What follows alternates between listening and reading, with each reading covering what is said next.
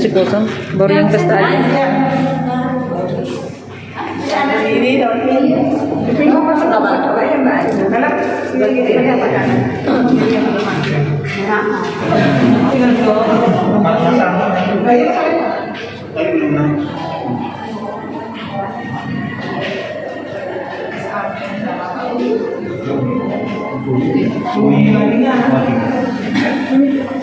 Ini kan telepon.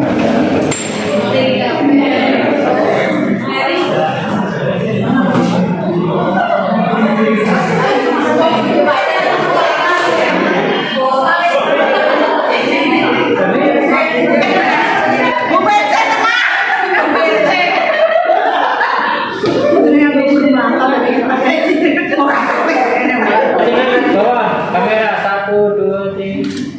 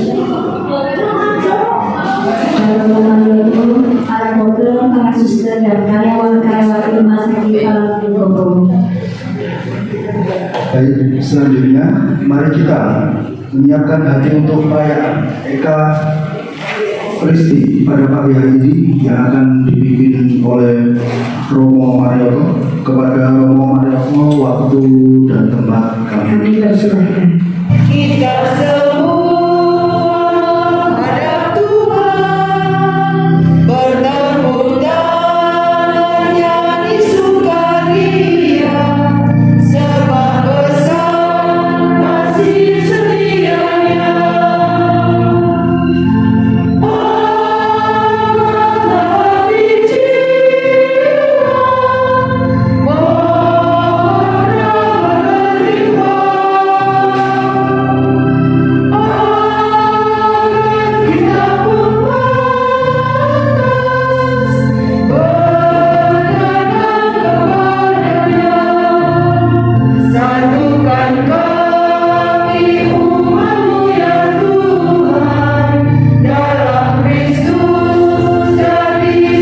Allah dijiwa, kerjakan dan dilakukan oleh para dokter, para perawat, para suster, seluruh karyawan di dalam bidang kesehatan. Dan hal-hal baik itulah yang saat ini akan kita rayakan dan kita syukuri bersama. Bukan pertama-tama pestanya, perayaannya yang meriah, tetapi rasa syukurnya yang mendatangkan sukacita di dalam hati kita yang perlu kita perhatikan dan kita syukuri. Pembacaan dari kitab Putra Sirah. Anakku, jika engkau mau mengabdi kepada Tuhan, bersiap sedialah menghadapi pencobaan. Tabahkanlah dan teguhkanlah hatimu. Jangan gelisah pada waktu malam. Berpautlah kepada Tuhan, jangan berpaling daripadanya, supaya engkau dijunjung tinggi pada akhir hidupmu. Terimalah saja apapun yang menerima dirimu, dan hendaklah sabar dalam segala perubahan kehinaan. Tuhan bersamamu. Dan Bersama rohmu. Inilah Injil suci menurut Markus.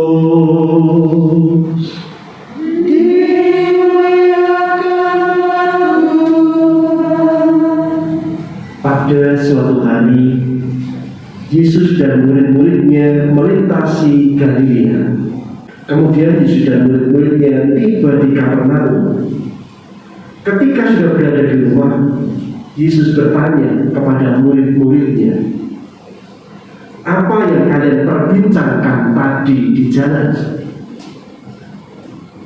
Tetapi mereka diam saja, sebab di tengah jalan tadi mereka mempertengkarkan siapa yang terbesar di antara mereka. Lalu Yesus duduk dan memanggil ke-12 murid itu. Katanya kepada mereka, jika seorang ingin menjadi yang terdahulu, hendaklah ia menjadi yang terakhir dari semuanya dan menjadi pelayan semuanya. Yesus lalu memanggil seorang anak kecil di tengah-tengah mereka. Kemudian ia memeluk anak itu dan berkata kepada mereka, barang siapa menerima seorang anak itu, seorang anak seperti ini demi namaku, dia menerima aku. Dan barang siapa menerima aku, sebenarnya bukan aku yang mereka terima, melainkan dia yang mengutus aku. Demikianlah sabda Tuhan.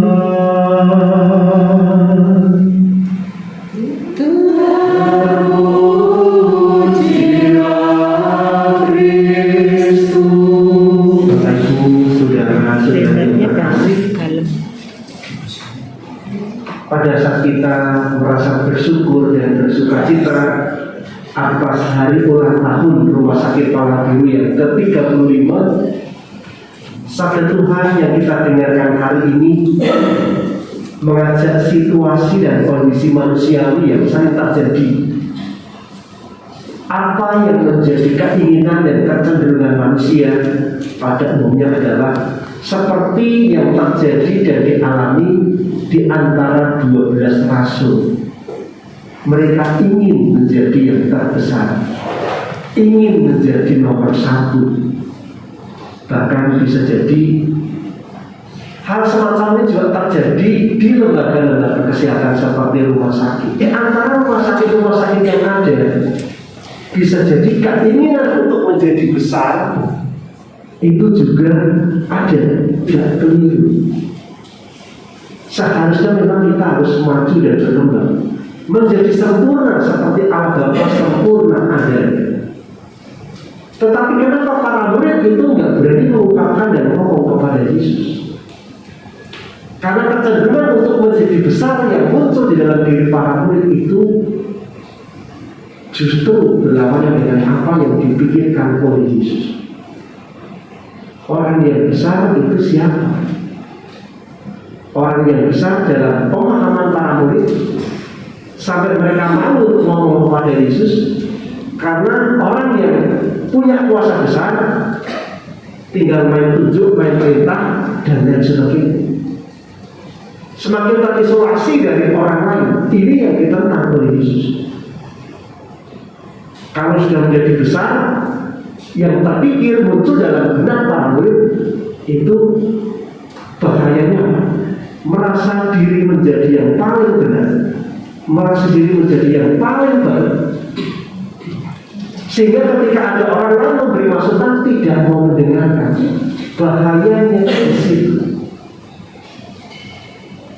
Yesus tidak menentang kalau orang berprestasi, orang berkembang, orang menjadi besar. Tidak ditentang oleh Yesus. Yang ditentang oleh Yesus adalah kecenderungan manusia ini kalau menjadi besar itu mengisolasi diri dari orang lain. Kalau orang sudah mengisolasi diri dari orang lain, nggak mau mendengarkan masukan orang lain, lama-lama juga orang akan menjauh dari Tuhan. Ini yang ditentang oleh Yesus. Yesus di dalam perjalanan hidupnya, salah satunya dia juga melakukan karya pelayanan di bidang kesehatan. Dia banyak menyembuhkan orang-orang sakit. Apa yang menjadi semangat dasar ketika Yesus memberikan pelayanan di bidang kesehatan itu adalah karena tergerak oleh belas kasihnya. Dan pada hari ini Yesus mengingatkan kita semua, kalau kita ingin menjadi yang besar, kita harus belajar sebagai murid. Apa yang perlu kita pelajari? Belajar melayani. Yesus tampil sebagai guru dan kita semua sebagai murid. Murid di dalam bahasa Inggris itu disciple. Disciple itu dekat dengan kata disiplin. Jadi kalau kita merasa diri menjadi murid-murid Yesus, juga meneladani karya pelayanannya, aspek identitas diri sebagai murid, disciple, disiplin, itu juga harus masuk. Apalagi kalau kita berkarya di bidang kesehatan, kalau tidak disiplin, itu bahaya. Yang kita layani adalah nyawa orang. Kalau kita kerja ceroboh, tidak tepat waktu, tidak disiplin, bisa nyawa orang melayani. Maka ini jadi aspek yang penting. Ketika kita mau belajar dari guru kita, Yesus Kristus. Yesus sebagai seorang penyembuh, dia sedia setiap saat. Bahkan kadang-kadang waktu untuk makan pun gak ada di dalam kitab suci dikatakan begitu.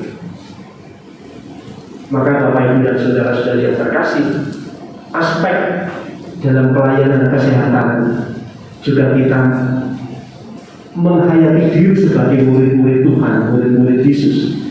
Kedisiplinan ini menjadi aspek yang penting, karena kedisiplinan itu juga menjadi kunci kesuksesan.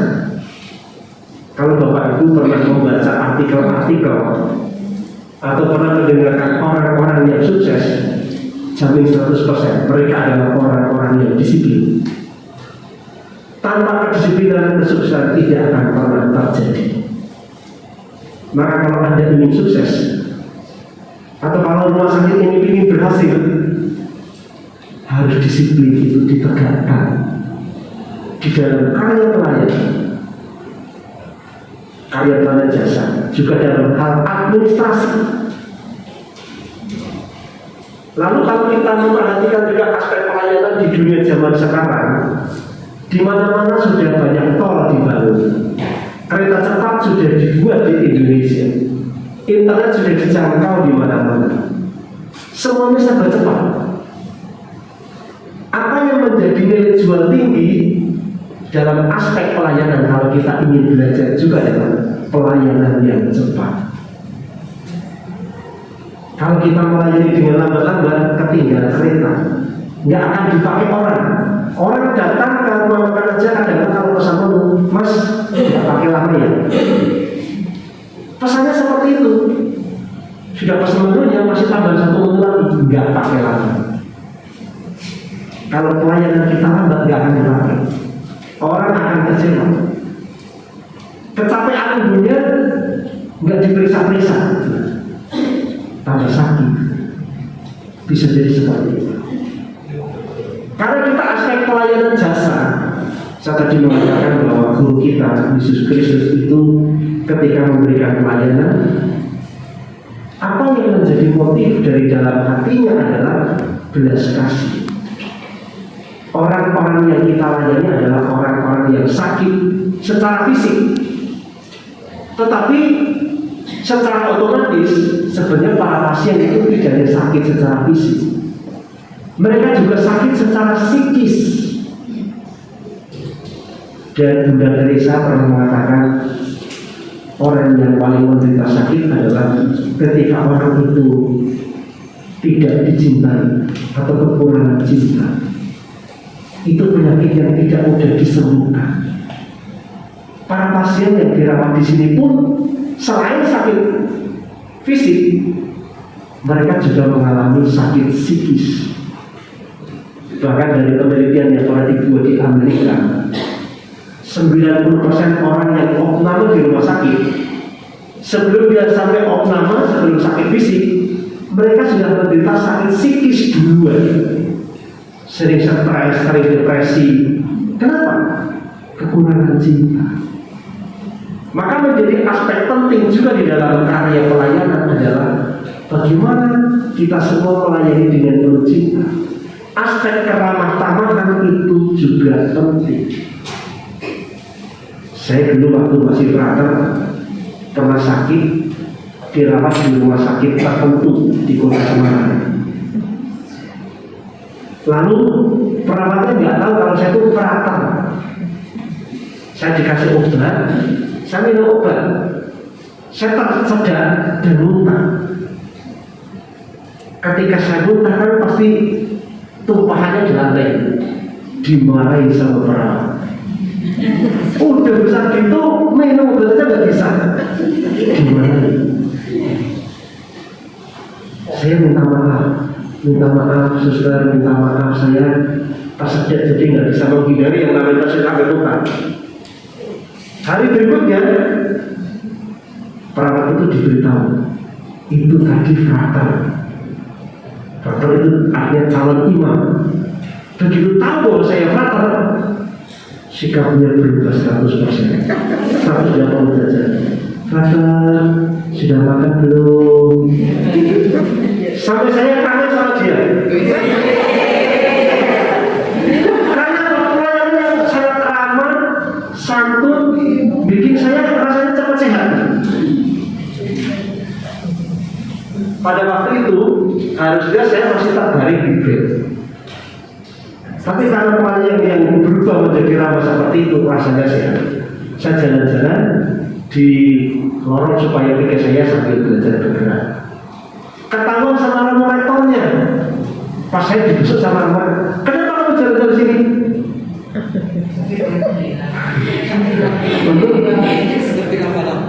Kalau udah sehat, mari kita pulang. Saya pikir, waduh kok harus segera pulang.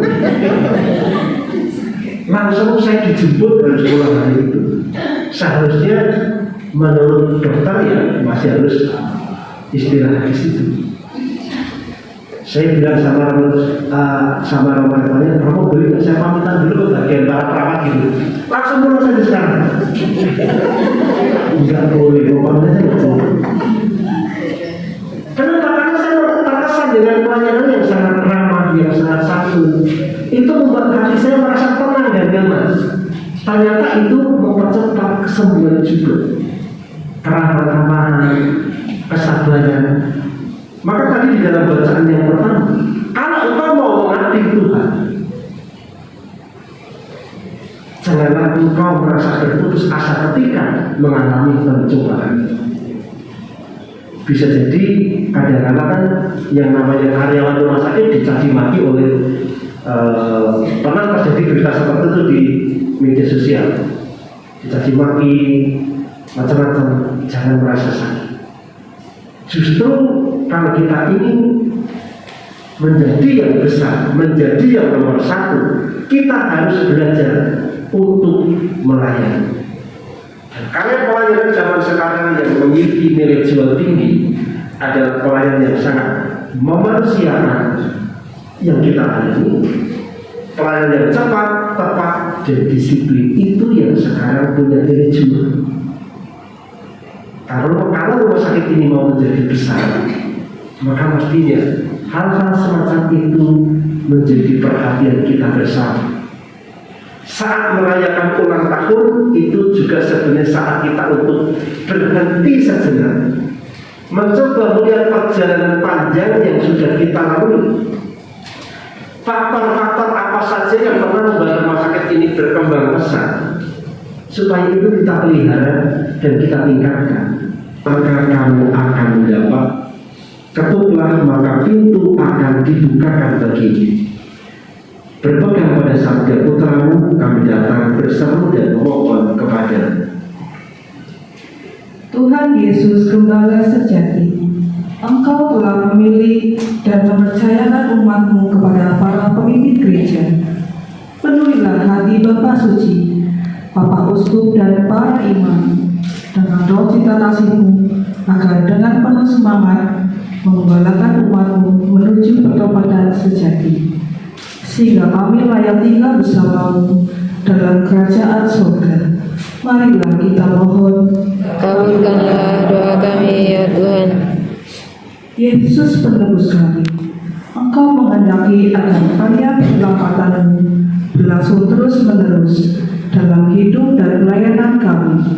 Kami bersyukur atas saudara-saudari yang Engkau anugerahkan kepada kami, secara khusus yang menurut pemberitaan masa kerja pada hari ini, Mbak Darsina, Mbak Anastasia Surani, Mbak Sri Sami Yatun, Mbak Susi Haryati, Mbak Tri Gunarti, Mbak Wiji Suparni, Mbak Ninik Ekowati Dianasai, Mbak Umi Heni, Mbak Titi Lestari, Mbak Eri Yuniati, Mbak Marsinta Mani, Mbak Mutmaina, Mas Aminuddin, Mbak Dwi Ariyani, Mbak Ita Dwi Rahmawanti, Mbak Tuti Nurhayati, Mas Dwi Haryono, Mbak Wahyuni, dan Mbak Nani Pujiati.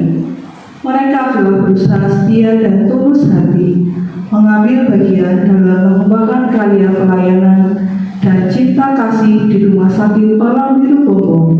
Semoga mereka senantiasa dalam berkat-Mu agar mampu memberikan kesaksian dan pelayanan cinta kasih kepada sesama. Marilah kita mohon. Kabulkanlah doa kami ya Tuhan. Tuhan Yesus, Imam Agung yang berbelas kasih, kami bersyukur atas kehadiran Pak Darman dan Ibu Umi yang telah pernah tugas. Anugerahkanlah kesehatan yang baik, kebahagiaan, perlindungan dari segala mara bahaya, dan rahmat yang dibutuhkan oleh Pak Darman dan Umi ini. Marilah kita mohon. Kabulkanlah doa kami ya Tuhan. Tuhan Yesus, pembela hidup kami, Engkau tidak mengenai kami binasa dan hidup dalam penderitaan. Berkatilah para dokter, karyawan, keluarga, dan kami yang hadir di tempat ini. Anugerahkanlah kesehatan rohani dan jasmani yang baik bagi kami, serta berkatilah pelayanan kami agar kehadiran kami di sini menjadi perpanjangan tangan-Mu dan menolong sesama yang membutuhkan. Marilah kita mohon. Kabulkanlah doa kami ya Tuhan. Demikianlah doa-doa kami yang kami sampaikan kepadamu ya Tuhan. Persatukanlah dengan korban Putra Yesus Kristus, Tuhan dan penebus kami. Amin. Ketika dia diserahkan untuk menanggung sengsara dengan rela, dia mengambil roti dan sambil mengucap syukur dia memecah-pecahkan, lalu memberikannya kepada murid-muridnya seraya berkata, "Terimalah dan makanlah kamu semua. Inilah tubuhku yang diserahkan bagimu."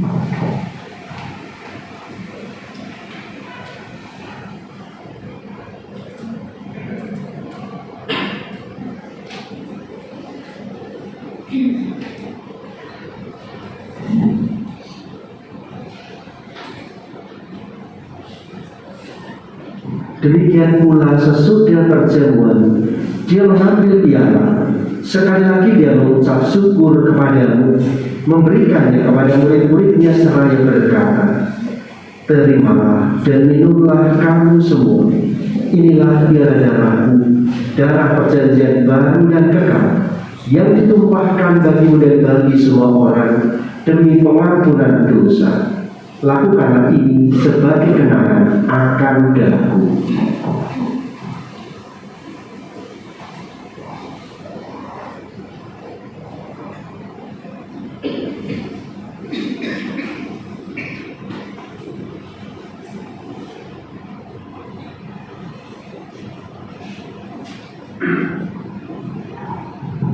Marilah menyatakan misteri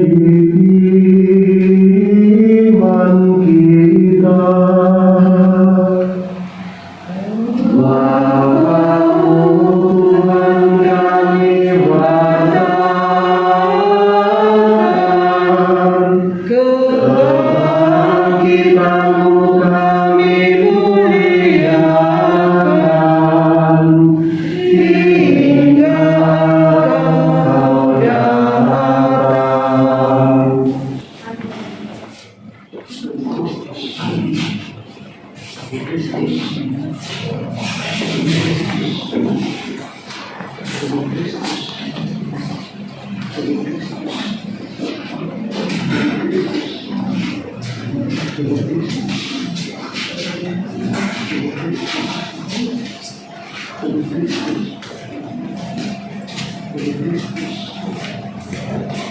Tubuh Kristus. Tubuh Kristus. Tubuh Kristus. Tubuh Kristus. Tubuh Kristus. Tubuh Kristus. Tubuh Kristus.